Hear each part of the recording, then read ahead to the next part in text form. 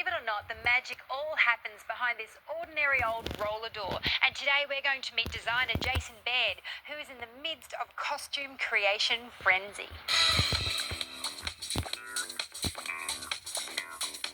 Hey Jason, what are you working on?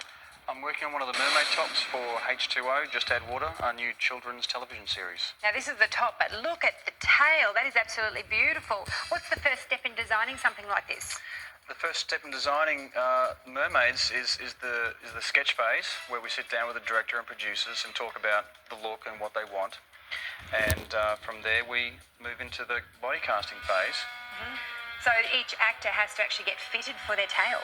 That's right, yeah. Once they've cast their actors, they come in for a full body cast. All right.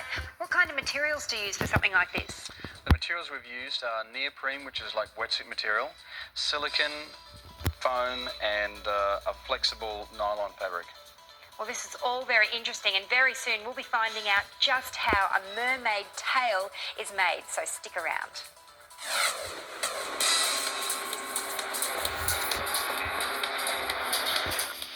Welcome back. Today we're following the costume making process from go to woe, and we're looking at mermaid tails. Now, of course, Jason, we've got the beautiful body cast, the fiberglass here.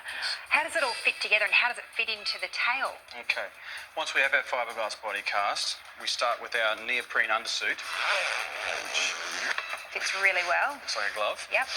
From here, and that's all inside this section, from there we have a rod that attaches a foot plate to this flexible rod, down to this flexible nylon section, which is cast inside our silicone, which allows for a flexible movement to help the girl swim. Like you'd think a real mermaid would swim in the water. Absolutely.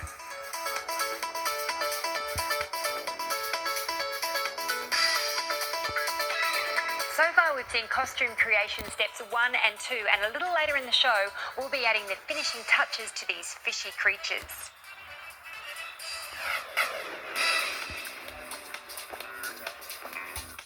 Well, our mermaid tail costume is almost complete. There are just a few more final touches to be added. Jason, what's left to do? What's left to do now is the final scaling, and then that gets another detailed layer on top of that, and then a final airbrushing. Are these all handmade, these scales? Yeah, the scales are all vac formed out of a very thin plastic, and then each one is stamped and trimmed and then laid on individually. So it takes about 2 full days for 2 people to scale an entire mermaid tail, and from there we do a final paint job. And how many tails have you made altogether?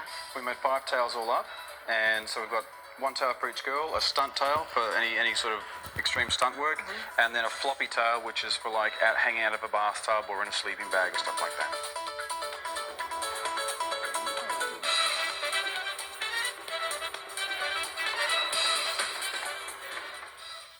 So there you have it. The tail is finished, and so is this episode of Totally Wild. Thanks for joining us.